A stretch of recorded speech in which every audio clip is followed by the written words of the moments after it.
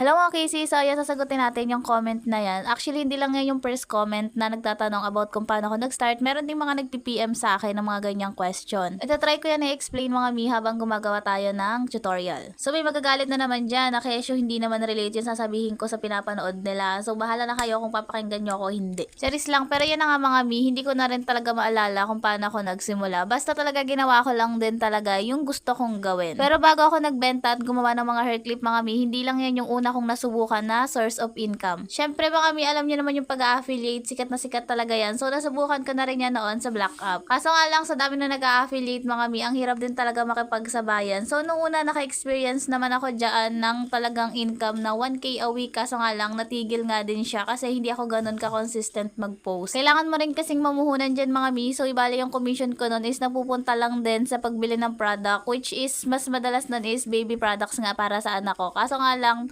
that time sobrang hirap ng connection doon sa pinagtitirhan namin. As in naka-piso net lang mga mi, pero hindi umaabot sa loob ng bahay. As in magagawa lang ako ng video din, mag-upload ako sa labas ng bahay kasi hanggang doon nga lang yung abot ng internet. Kaya yun ang ending mga mi, nawalan nga ako ng gana. Then that time din talaga habang lumalaki ang anak ko is mas bantayan. So ako lang nagbabantay kaya hindi ko rin talaga siya mapagtuunan ng pansin. Until now pa rin naman mga mis, nag-affiliate pa rin ako sa Black App pero hindi nga ako ganun ka-active.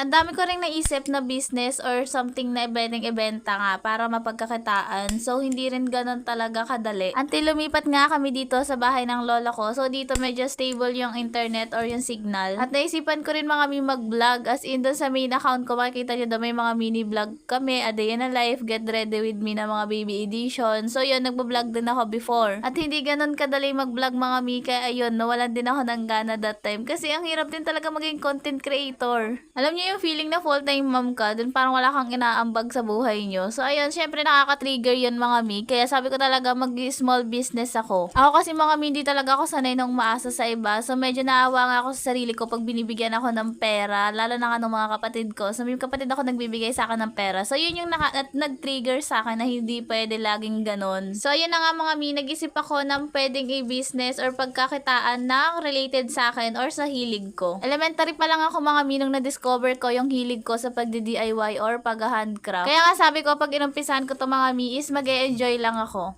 By the way, doon na tayo sa question kung paano ba tayo nag-start. Or ako pala, syempre mga mi, una kong ginawa is nagplano muna ako ng para doon sa gagawin ko. Kung paano ko ba siya ibebenta sa market, kung anong mga marketing strategy yung gagawin ko. Kasi yun talaga yung unang-una, magbe-business ka pero hindi mo alam kung paano ibebenta. Then, nag-canvas ako ng mga materials. So, materials ko pa lang nun mga mi is satin and gross grain. Nag-start ako sa 500 pesos sa satin, hair clip,